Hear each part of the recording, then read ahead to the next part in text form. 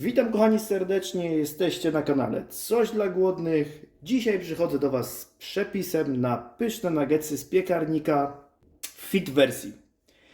Do przygotowania nuggetsów będziemy potrzebowali jedno jajko, 2 łyżki mąki, łyżeczka przyprawy do kurczaka, łyżeczka papryki słodkiej, łyżeczka czosnku granulowanego i łyżeczka płaska curry. Następnie 100 g płatków śniadaniowych cornflakes, 150 ml jogurtu naturalnego, 2 łyżki mąki i 500 g indyka. Nie przedłużam, zaczynamy od indyka. Kroimy indyka w paski o wymiarach mniej więcej 5 cm na 2 cm i lecimy.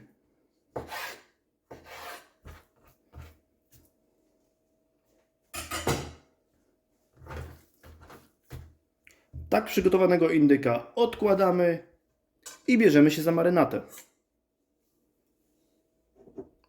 Jogurt naturalny, wszystkie przyprawy, jajko, mąka, odrobina soli. Wszystko razem mieszamy. Do tak przygotowanej marynaty wkładamy indyka i wszystko razem dobrze mieszamy.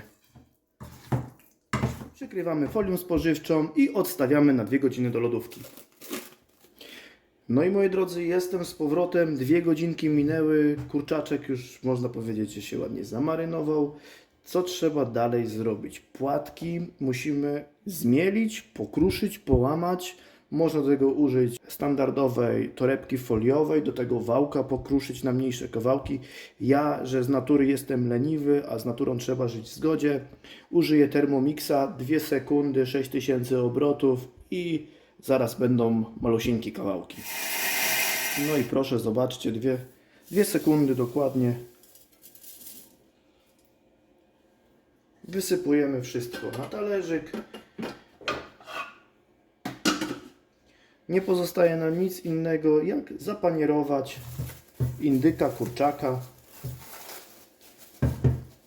i układamy na papier do pieczenia. Staramy się nie zdzierać zbytnio tej panierki, bo ona sprawi to, że kurczaczek będzie wilgotny i fajny w smaku.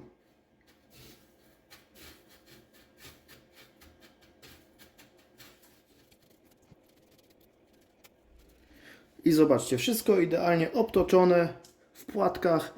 Pozostaje nam tylko wziąć olej, spryskać wszystko ładnie olejem. Będzie się piekło w temperaturze 180 stopni z termoobiegiem. Po 12 minutach przewrócę na drugą stronę. Łączny czas pieczenia 25 minut.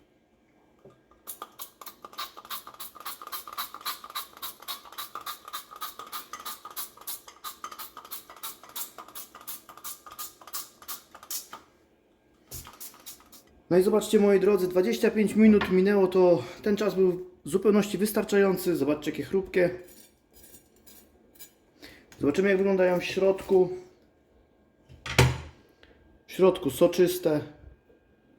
Wyglądają super. W smaku gorące jak cholera, ale są przepyszne.